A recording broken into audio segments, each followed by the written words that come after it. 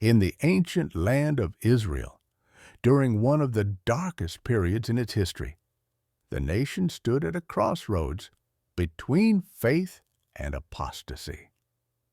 The year was approximately 80 BC, and the kingdom of Israel was ruled by King Ahab, a man whose reign would become synonymous with spiritual corruption and moral decay. Ahab was not merely a weak king who allowed foreign influences to seep into his kingdom. He was an active participant in leading his people away from the God of their fathers, the God who had delivered them from Egypt, given them the promised land, and established them as his chosen people. The transformation of Israel under Ahab's rule was not sudden, but gradual, like a slow poison spreading through the bloodstream of the nation. When Ahab ascended to the throne, he brought with him ambitions that extended far beyond the borders of Israel. He sought political alliances that would strengthen his position among the surrounding nations. But these alliances came at a terrible spiritual cost. His marriage to Jezebel, princess of Sidon, was not born out of love, but out of political calculation.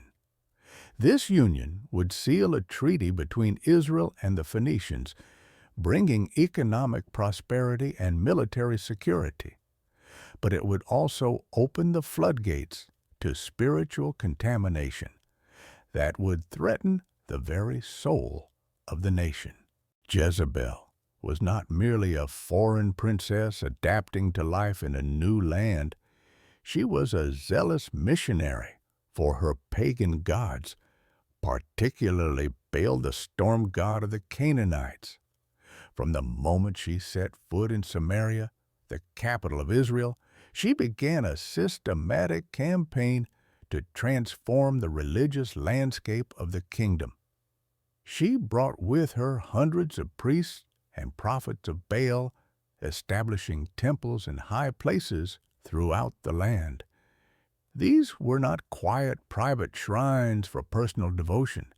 They were elaborate centers of worship, complete with altars for sacrifice, sacred groves, and all the ritualistic paraphernalia of Canaanite religion. The influence of Baal worship was particularly insidious because it offered something that seemed to address the immediate needs of an agricultural society. Baal was presented as the god of fertility, the bringer of rain, the one who could ensure abundant harvests and prosperous herds. In a land where survival depended on the seasonal rains and the fertility of the soil, the appeal of such a deity was undeniable. The farmers of Israel, faced with the practical concerns of feeding their families and maintaining their livestock, found themselves drawn to rituals and sacrifices that promised divine intervention in their agricultural pursuits. But Baal worship was more than just an alternative form of religious expression. It represented a fundamental departure from the monotheistic faith that had defined Israel since Abraham received the covenant from God. The worship of Baal involved practices that were abhorrent to the moral standards established by the law of Moses. Ritual prostitution, child sacrifice, and various forms of sexual immorality were integral parts of Canaanite religious observance. These practices were justified as necessary to ensure the fertility of the land and the favor of the gods, but they corrupted the moral fabric of society and degraded human dignity in ways that were completely contrary to the divine standards revealed to Israel through Moses. As Baal worship spread throughout the kingdom, it had created a spiritual crisis that went far beyond mere religious preference. The people of Israel began to lose their sense of identity as the chosen people of God. The covenant relationship that had bound them to their Creator for centuries began to weaken as they adopted the gods and customs of their neighbors. The weekly Sabbath, the annual festivals, the dietary laws, and the moral commandments that had distinguished Israel from the surrounding nations were gradually abandoned or compromised. As the people embraced the more permissive and seemingly practical religion of their new queen. The psychological impact of this spiritual transformation on the people of Israel was profound and devastating. For generations, their ancestors had derived their sense of purpose and identity from their unique relationship with the God of Abraham, Isaac, and Jacob. They had been taught that they were a people set apart, chosen for a special purpose in God's plan for humanity. Their laws, their customs, their entire way of life had been shaped by this divine calling. Now, as they watched their leaders embrace foreign gods and foreign ways, they experienced a crisis of faith that left them confused, demoralized, and spiritually adrift. The famine that had gripped the land for 3 years was not merely a natural disaster, it was a divine judgment on a nation that had forsaken its God, the very thing that the people had sought from Baal, abundant rain and fertile harvests, had been withheld as a sign of God's displeasure with their apostasy. Yet, rather than recognizing this drought as a call to repentance, many Israelites saw it as evidence that their traditional faith was powerless against the challenges of their time. They reasoned that if the God of Israel could not provide rain, perhaps Baal the storm god was indeed more powerful and more worthy of their worship.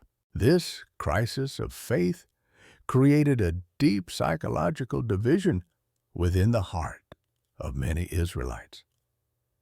They had not completely forgotten the God of their fathers, but they were increasingly convinced that he was either unable or unwilling to help them in their present circumstances.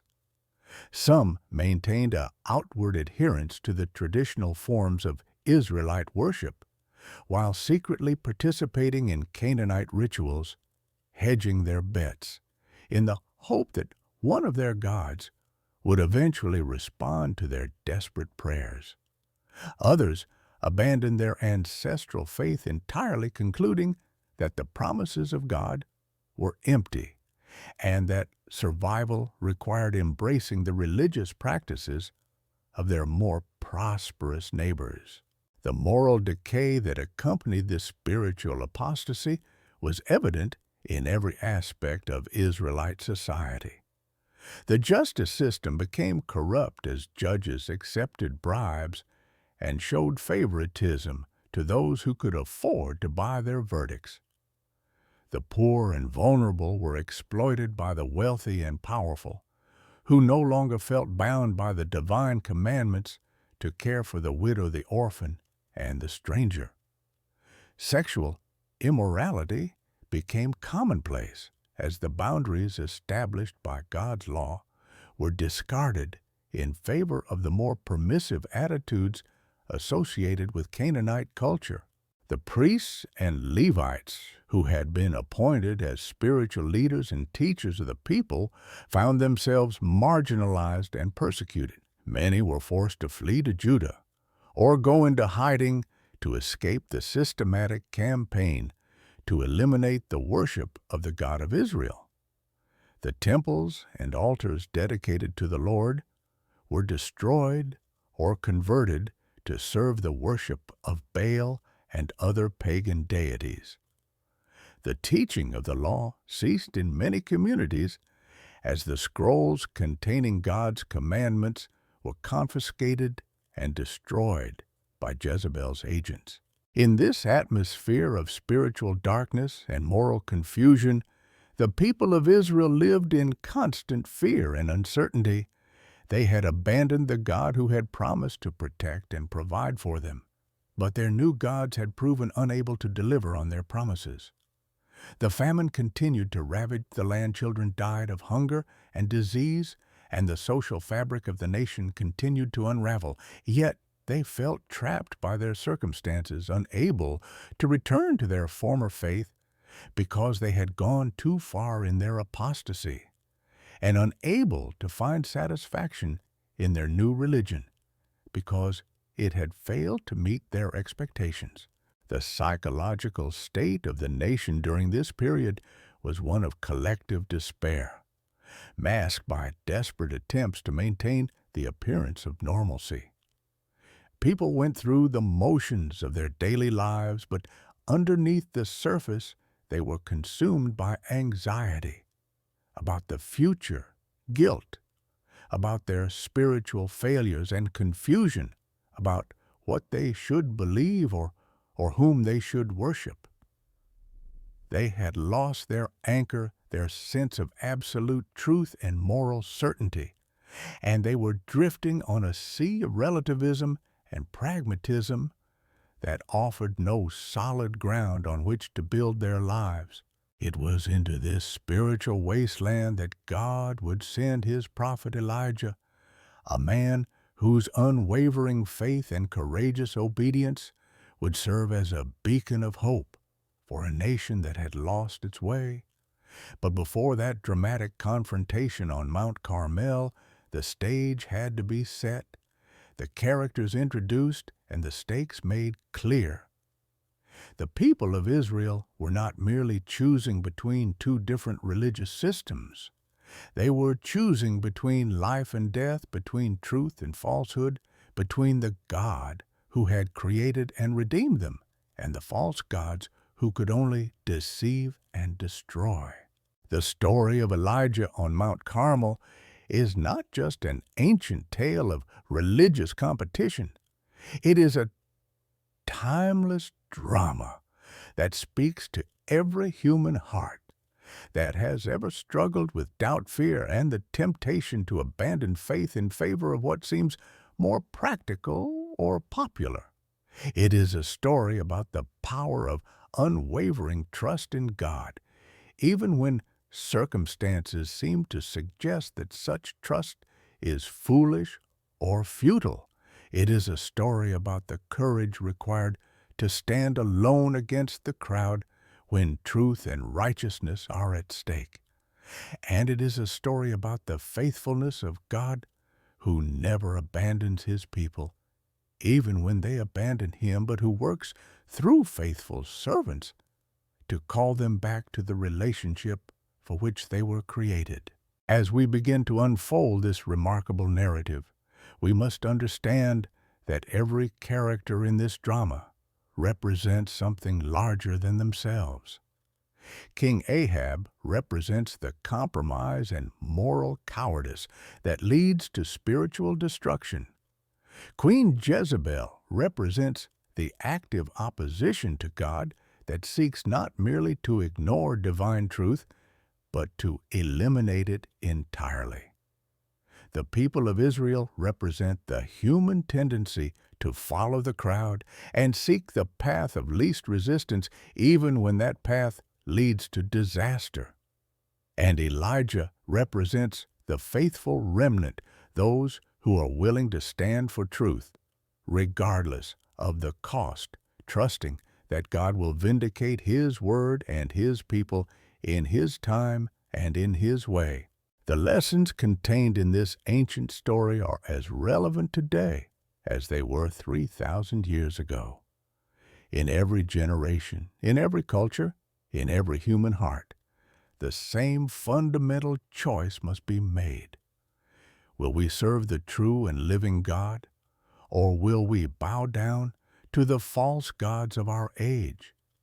Will we have the courage to stand for truth when it is unpopular, or will we conform to the expectations of a world that has rejected divine authority?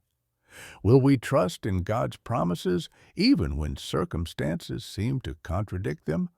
Or will we abandon our faith when it becomes inconvenient or costly? These are the questions that the story of Elijah on Mount Carmel forces us to confront. They are uncomfortable questions because they demand honest self-examination and decisive action. They are challenging questions because they require us to consider what we truly believe and why we believe it. And they are crucial questions because the answers we give will determine not only our eternal destiny, but also our effectiveness as witnesses for truth in a world that desperately needs to hear and see the reality of God's power and love. In the second part of our narrative, we must turn our attention to the man who would serve as God's instrument of judgment and redemption during this dark period in Israel's history. Elijah the Tishbite was not a man who sought the spotlight or craved recognition for his spiritual gifts. He was a prophet who emerged from obscurity in the hill country of Gilead, a region known more for its rugged terrain and simple way of life than for producing influential religious leaders. Yet it was precisely his background and character that made him the perfect choice for the mission that God had in mind. The name Elijah means, "My God is the Lord," and this simple declaration of faith would prove to be the defining characteristic of his entire ministry. In an age when the very existence and power of God were being questioned and denied, Elijah's life would serve as a living testimony to the reality and supremacy of the God of Israel. He was not a sophisticated theologian or a politically connected priest. He was a man of simple, unshakable faith who believed that God's word was true regardless of what circumstances might suggest to the contrary. Elijah's background in the rugged hill country of Gilead had prepared him in ways that he probably did not fully understand at the time. Life in that region required self-reliance, physical toughness, and the ability to survive with minimal resources. The people of Gilead were accustomed to hardship and were not easily intimidated by threats or discouraged by setbacks. These qualities would prove invaluable in the ministry that lay ahead as Elijah would be called to confront the most powerful people in the kingdom and to trust God for provision in circumstances that seemed impossible. But more than his physical toughness or his ability to survive in difficult circumstances, Elijah possessed a spiritual sensitivity that enabled him to hear the voice of God and to distinguish between the divine will and his own desires or the expectations of others. This is perhaps the most remarkable aspect of his character, and the one that set him apart from his contemporaries. In an age when prophetic voices had been silenced by persecution and intimidation, Elijah maintained such a close relationship with God that he could receive clear guidance and specific instructions for his mission. The psychological profile of a true prophet is complex and often misunderstood. Prophets are not fortune tellers or religious entertainers. They are men and women who have been called by God to serve as his spokespersons to their generation. This calling requires extraordinary courage because prophets are often called to deliver messages that are unpopular, threatening, or contrary to the prevailing wisdom of their time. They must be willing to stand alone against overwhelming opposition, to endure rejection and persecution, and to trust God for vindication when all human logic suggests that their cause is hopeless. Elijah possessed this prophetic courage in abundant measure. When God called him to confront King Ahab with the message of impending judgment, he did not hesitate or ask for time to consider the risks involved. He understood that his role was not to evaluate the wisdom or safety of God's commands, but simply to obey them with complete faith and trust. This willingness to act immediately on divine instruction, without regard for personal consequences, is one of the hallmarks of authentic prophetic ministry. The message that Elijah delivered to King Ahab was brief but devastating. As the Lord, the God of Israel, lives before whom I stand, there shall be neither dew nor rain these years except by my word. This was not merely a weather prediction. It was a direct challenge to the power and authority of Baal, who was supposed to be the god of storms and fertility. By declaring that rain would cease until he gave the word, Elijah was essentially saying that the God of Israel, not Baal, controlled the forces of nature that were essential for life and prosperity in the land. The psychological impact of this message on King Ahab cannot be overstated. Here was a simple man from the countryside with no political power or military force behind him, boldly declaring that he had the authority to shut up the heavens and bring famine upon the land. To Ahab, this must have seemed like the ravings of a madman or the empty threats of a religious fanatic.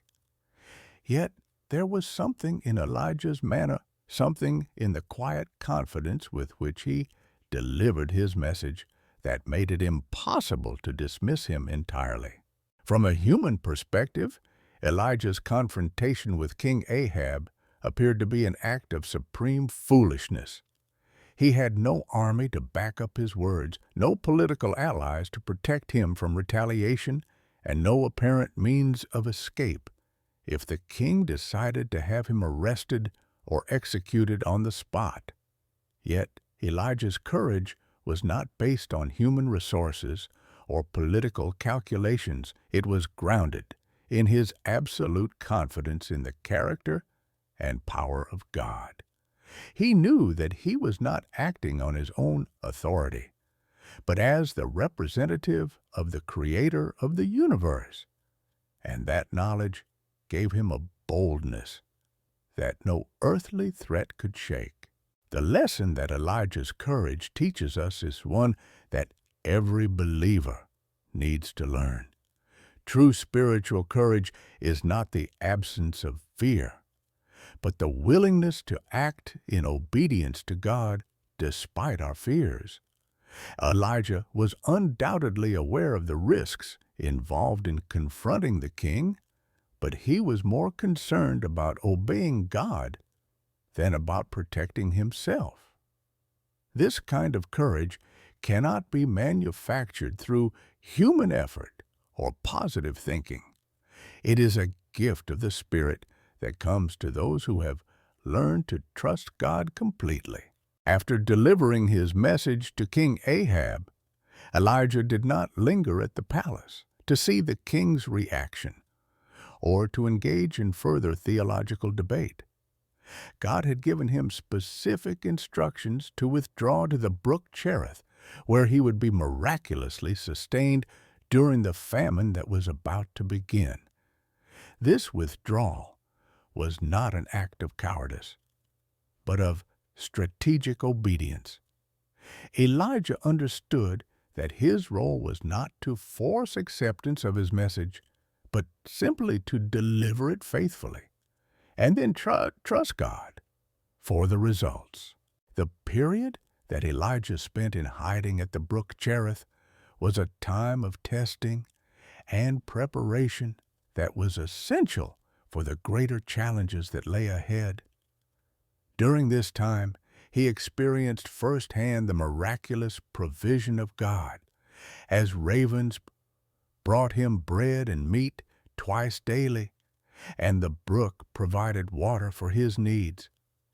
This experience of divine provision in impossible circumstances would strengthen his faith and give him the confidence he would need for the dramatic confrontation that was to come.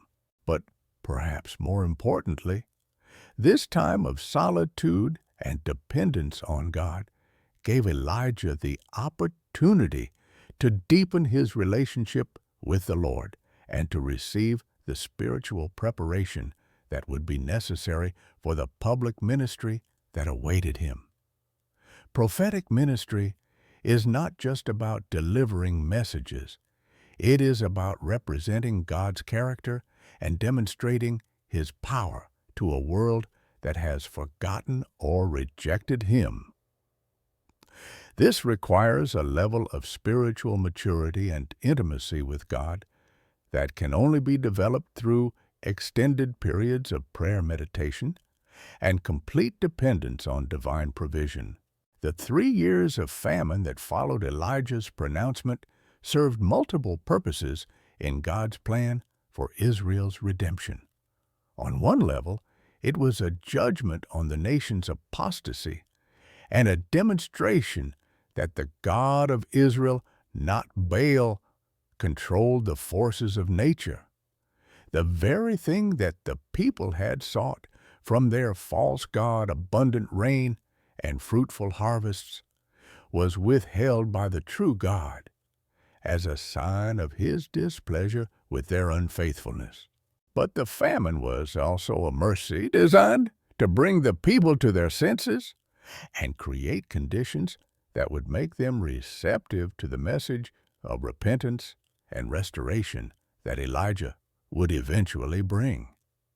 Sometimes God must allow us to experience the consequences of our wrong choices in order to convince us that those choices are indeed wrong and to motivate us to return to Him with genuine repentance. During these 3 years of drought and famine, Elijah was not idle or hidden away in comfortable obscurity. He continued to minister as God directed, traveling to Zarephath, where he performed miracles of provision for a widow and her son, and even raising the widow's son from the dead. These experiences further demonstrated that the God of Israel was the true God capable of providing for His servants and working miracles that were beyond the power of any false deity. The widow of Zarephath is a particularly significant figure in this narrative because she represents the Gentile world that was watching Israel's spiritual struggle with great interest. Her willingness to trust Elijah and his God, even at the risk of her own life and the life of her son, stands in stark contrast to the unbelief and rebellion of God's chosen people. This serves as both an encouragement to those who are seeking God and a rebuke to those who have been given much but have responded with ingratitude and apostasy. As the 3 years of famine drew to a close, the stage was set for one of the most dramatic confrontations between truth and falsehood recorded in human history. The people of Israel had experienced the consequences of their unfaithfulness and were ready to listen to a message of hope and restoration. King Ahab and Queen Jezebel had been humiliated by their inability to end the drought through their elaborate rituals and expensive sacrifices to Baal. The prophets of Baal had lost credibility, as their repeated attempts to invoke rain had failed spectacularly. But more than anything else, Elijah had been prepared through his years of testing and miraculous provision to serve as God's representative in a contest that would determine the spiritual future of the nation. He had learned to trust God completely, to obey without question, and to expect supernatural intervention when human resources proved inadequate. He was ready to stand before the entire nation and demonstrate once and for all that the Lord alone is God, and that those who put their trust in him will never be disappointed. The psychological state of Elijah at this crucial moment in his ministry is worth examining carefully. He was not a man driven by pride or personal ambition. He was motivated solely by love for God and concern for the spiritual welfare of his people. He understood that the upcoming confrontation was not about proving his own power or authority, but about vindicating the character and glory of God. This selfless motivation is what gave him the boldness to propose a test that would put everything on the line and leave no room for doubt about who was the true God. The lessons that emerge from Elijah's character and ministry during this period are numerous and profound. First, we learn that God often chooses unlikely people to accomplish his purposes in the world. Elijah was not a member of the religious establishment or a person of political influence. He was a simple man from a remote region who was willing to be used by God. This should encourage those who feel that they have nothing to offer God and challenge those who think that only the educated, wealthy, or influential can serve effectively in God's kingdom. Second, we learn that authentic spiritual courage comes from intimate relationship with God, not from human resources or abilities. Elijah's boldness in confronting King Ahab was not based on his own strength or wisdom, but on his confidence that he was representing the Creator of the universe. When we truly understand who God is and what He has called us to do, we can face any opposition with the same kind of quiet confidence that characterized Elijah's ministry. Third, we learn that God's timing is perfect, even when it seems slow from a human perspective. The 3 years between Elijah's initial confrontation with Ahab and the showdown on Mount Carmel were not wasted time. They were necessary preparation for both the prophet and the nation. God was working behind the scenes to create the conditions that would make the ultimate victory as dramatic and convincing as possible. Finally, we learn that true prophetic ministry is always costly, but always worthwhile. Elijah paid a heavy price for his obedience to God, enduring years of isolation, constant danger, and the hostility of the most powerful people in his society. Yet his faithfulness during this difficult period prepared him for a moment of triumph that would be remembered and celebrated for thousands of years. The temporary suffering he endured was nothing compared to the eternal significance of his obedience and the glory that was brought to God through his ministry. As we move toward the climactic confrontation on Mount Carmel, we must remember that the stakes involved were much higher than a simple contest between competing religious systems. The spiritual future of an entire nation hung in the balance, and the very character of God was being challenged by forces that sought to replace him with powerless substitutes. Elijah understood this, and it was this understanding that gave him the courage to propose a test that would settle the question once and for all: who is the true God, the Lord of Israel, or Baal of the Canaanites? The third phase of our narrative brings us to the point where the challenge that had been building for 3 years finally reached its culmination. King Ahab and Queen Jezebel, frustrated by their inability to end the drought and increasingly concerned about the growing unrest among their people, decided that the time had come to silence Elijah once and for all. They could no longer ignore the prophet's influence or dismiss his claims, because the evidence of God's judgment was visible everywhere in their drought-stricken kingdom. The royal couple's response to Elijah's challenge was predictable but revealing. Rather than acknowledging that their false gods had failed them and considering the possibility that the God of Israel might indeed be the true God, they doubled down on their commitment to Baal worship and sought to prove their point through a grand public demonstration. Their pride would not allow them to admit that they had been wrong, and their political survival depended on maintaining the religious system that had brought them power and influence. Queen Jezebel, in particular, saw this confrontation as an opportunity to destroy the credibility of Israel's God once and for all. She had invested too much in promoting Baal worship to allow a single prophet to undermine everything she had worked to accomplish.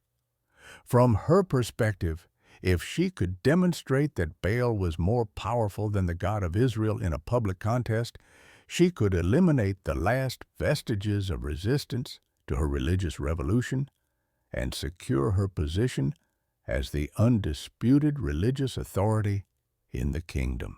The queen's psychology during this period reveals the dangerous combination of religious zealotry and political ambition that has characterized many persecutors of God's people throughout history.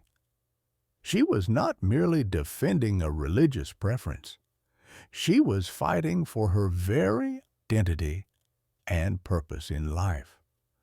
Baal worship had given her a sense of power and control that she was not willing to surrender, and she was prepared to use any means necessary to protect her position. King Ahab, while less religiously motivated than his wife, was equally committed to the contest because his political survival depended on it. He had allied himself with the forces of Baal worship and had persecuted the prophets of the Lord. There was no way he could back down now without admitting that his entire reign had been based on a fundamental error. His pride and his political calculations both demanded that he stand with his queen and her gods regardless of what his private doubts might have been. The decision to gather the prophets of Baal and the people of Israel on Mount Carmel for a public confrontation was strategically brilliant from a human perspective. Mount Carmel was a high place that had long been associated with Canaanite worship, making it seem like home field advantage for the prophets of Baal.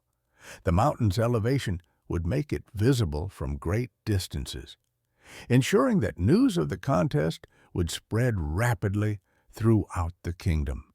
And the public nature of the event would make it impossible for either side to claim victory through deception or manipulation. From Jezebel's perspective, the contest on Mount Carmel represented the perfect opportunity to crush the opposition to her religious reforms.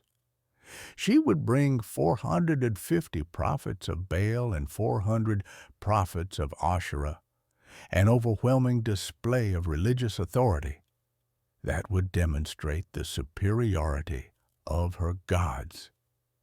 Against this impressive assembly, there would be only one man, Elijah, standing alone without any visible support or resources.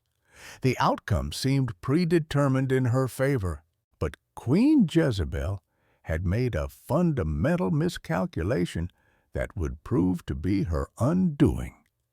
She had confused quantity with quality, assuming that the number of prophets supporting a particular deity was an indication of that deity's power.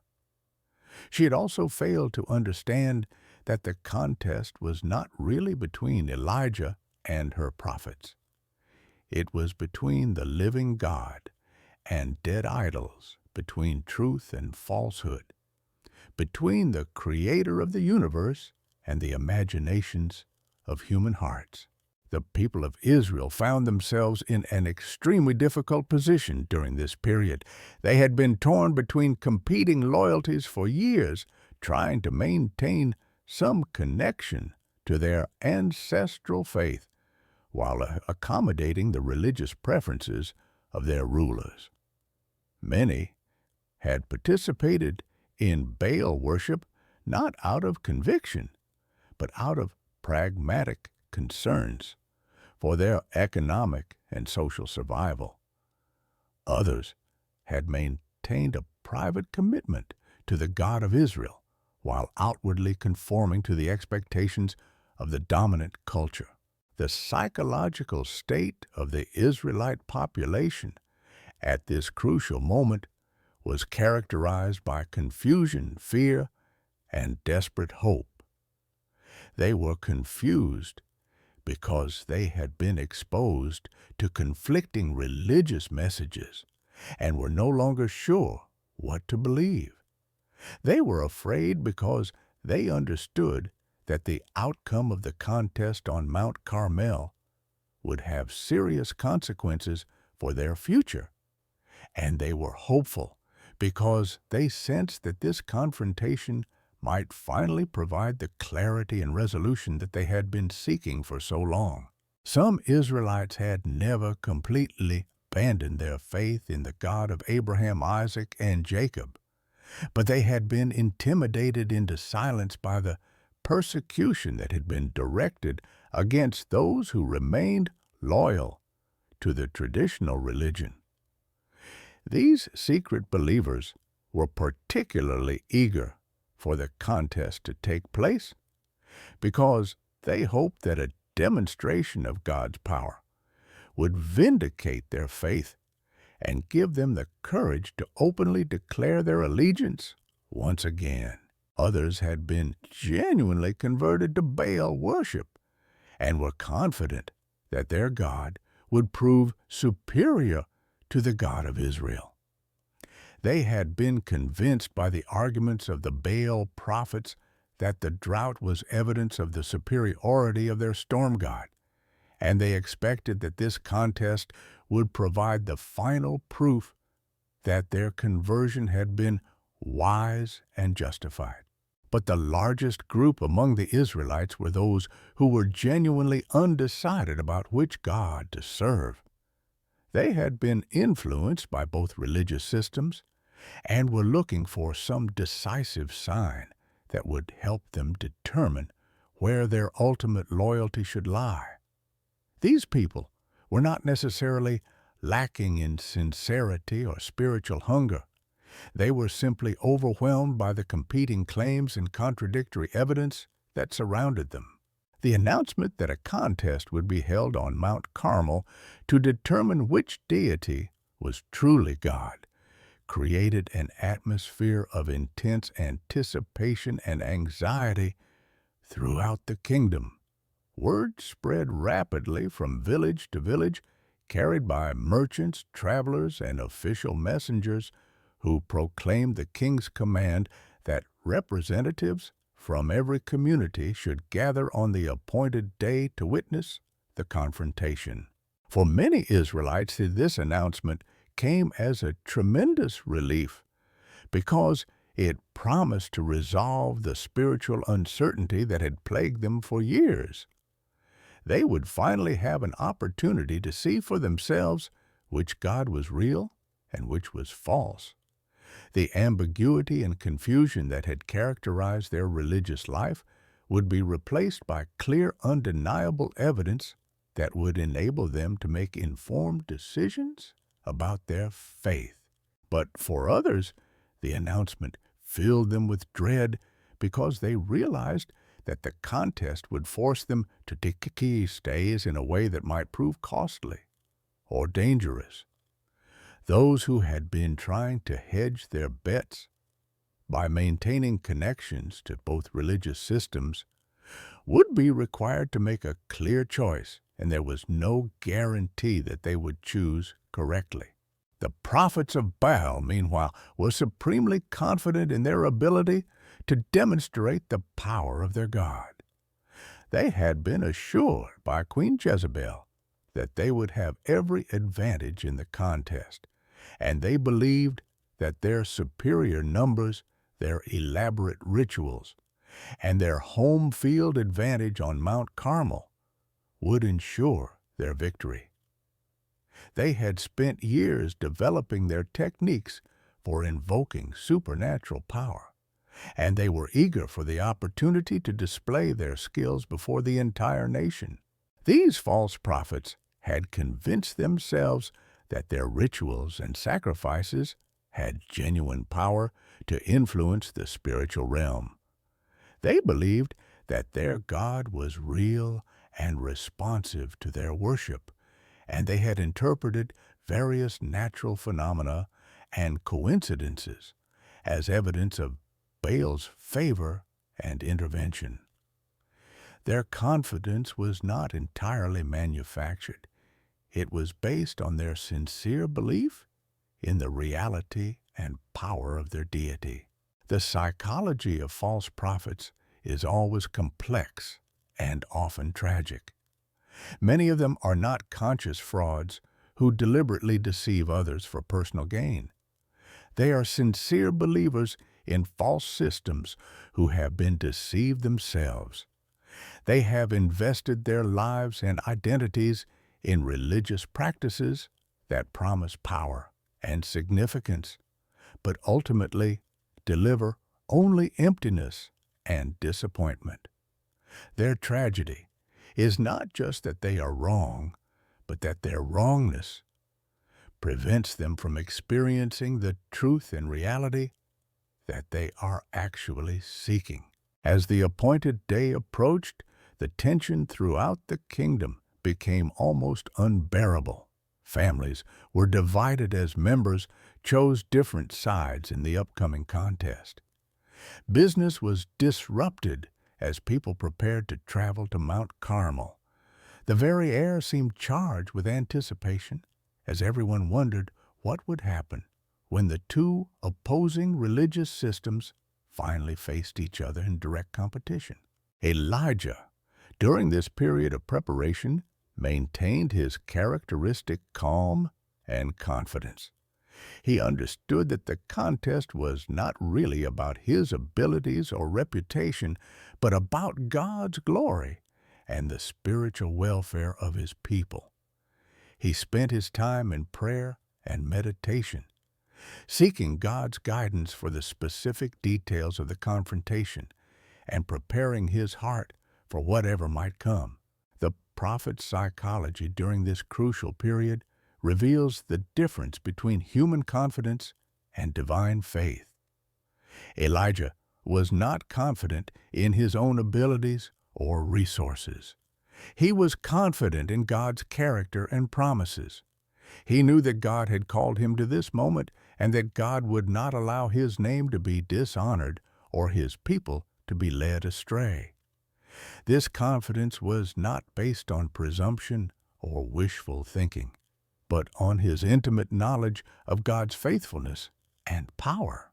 The lesson that emerges from this period of preparation and anticipation is that God often allows circumstances to develop in ways that create maximum opportunity for His glory to be displayed.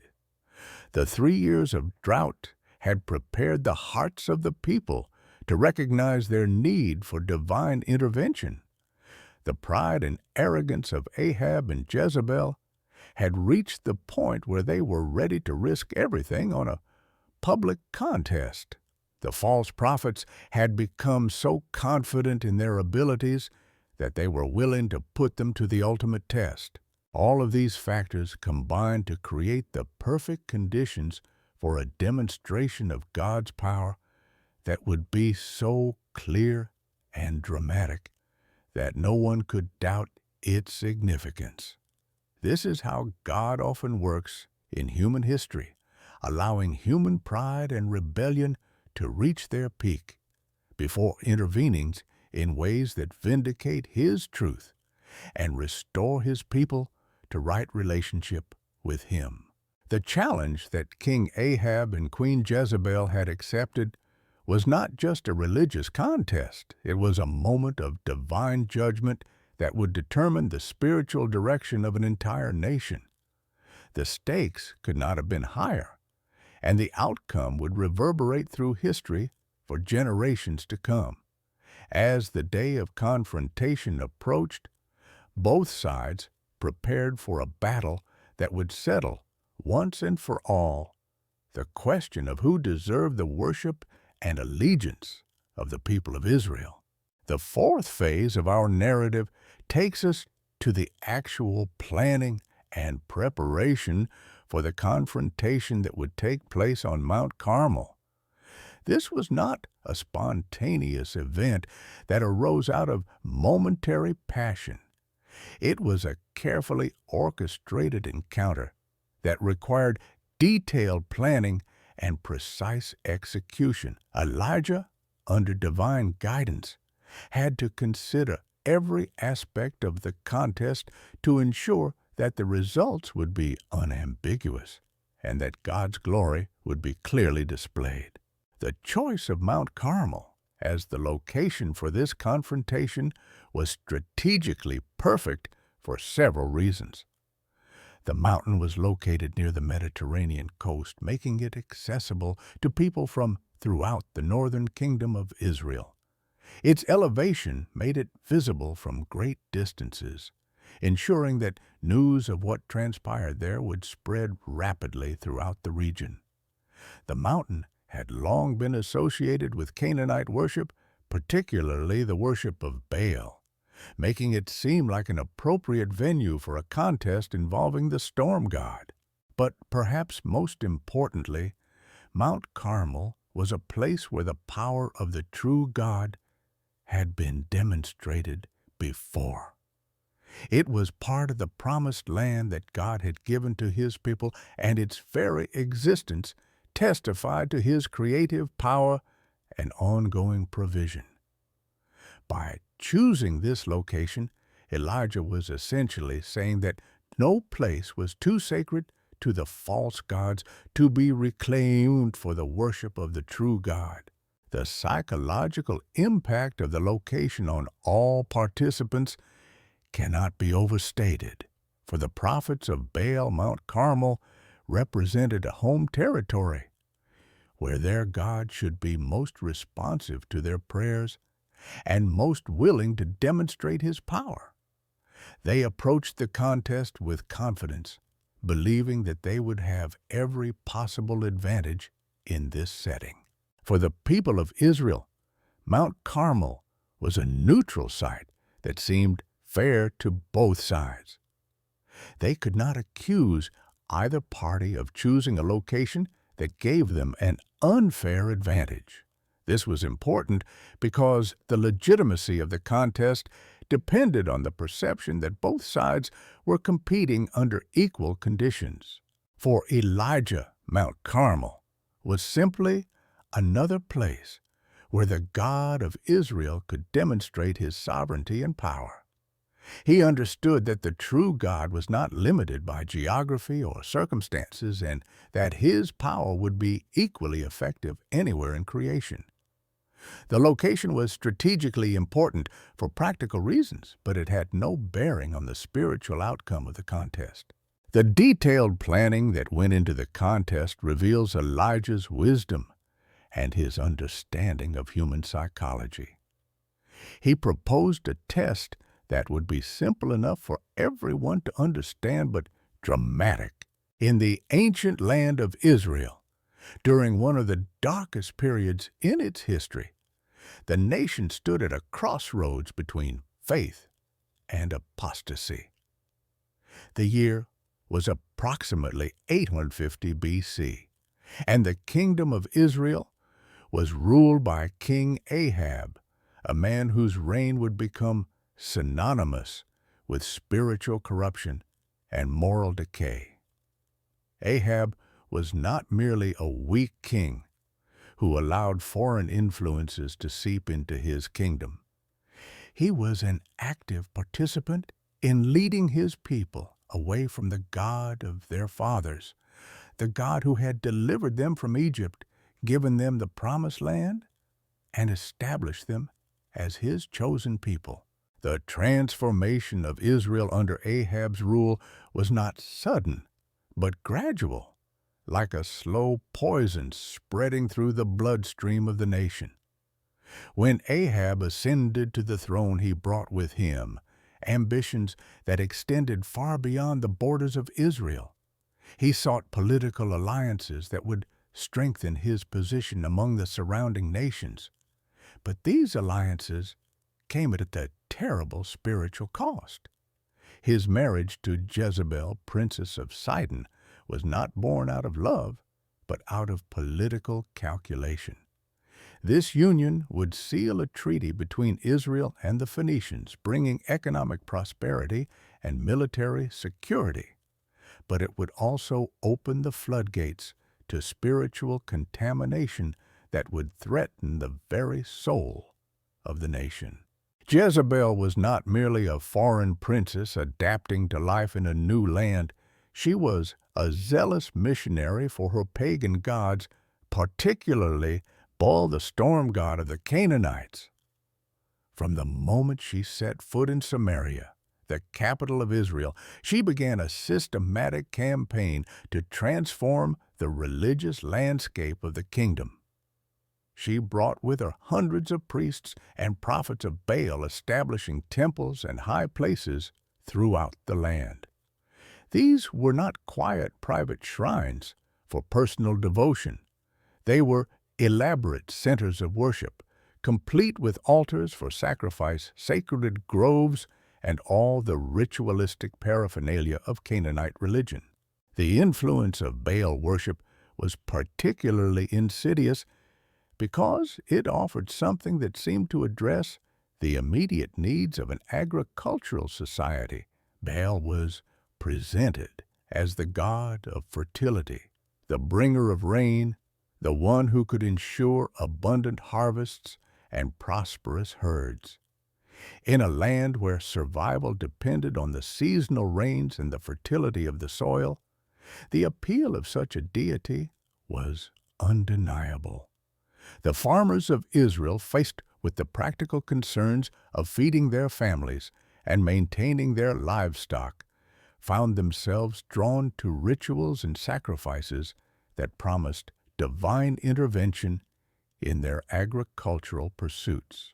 But Baal worship was more than just an alternative form of religious expression. It represented a fundamental departure from the monotheistic faith that had defined Israel since Abraham received the covenant from God. The worship of Baal involved practices that were abhorrent to the moral standards established by the law of Moses. Ritual prostitution, child sacrifice, and various forms of sexual immorality were integral parts of Canaanite religious observance. These practices were justified as necessary to ensure the fertility of the land and the favor of the gods, but they corrupted the moral fabric of society and degraded human dignity in ways that were completely contrary to the divine standards revealed to Israel through Moses. As Baal worship spread throughout the kingdom, it created a spiritual crisis that went far beyond mere religious preference. The people of Israel began to lose their sense of identity as the chosen people of God. The covenant relationship that had bound them to their Creator for centuries began to weaken as they adopted the gods and customs of their neighbors. The weekly Sabbath, the annual festivals, the dietary laws, and the moral commandments that had distinguished Israel from the surrounding nations were gradually abandoned or compromised as the people embraced the more permissive and seemingly practical religion of their new queen. The psychological impact of this spiritual transformation on the people of Israel was profound and devastating. For generations, their ancestors had derived their sense of purpose and identity from their unique relationship with the God of Abraham, Isaac, and Jacob. They had been taught that they were a people set apart, chosen for a special purpose in God's plan for humanity. Their laws, their customs, their entire way of life had been shaped by this divine calling. Now, as they watched their leaders embrace foreign gods and foreign ways, they experienced a crisis of faith that left them confused, demoralized, and spiritually adrift. The famine that had gripped the land for 3 years was not merely a natural disaster. It was a divine judgment on a nation that had forsaken its God. The very thing that the people had sought from Baal, abundant rain and fertile harvests, had been withheld as a sign of God's displeasure with their apostasy. Yet, rather than recognizing this drought as a call to repentance, many Israelites saw it as evidence that their traditional faith was powerless against the challenges of their time. They reasoned that if the God of Israel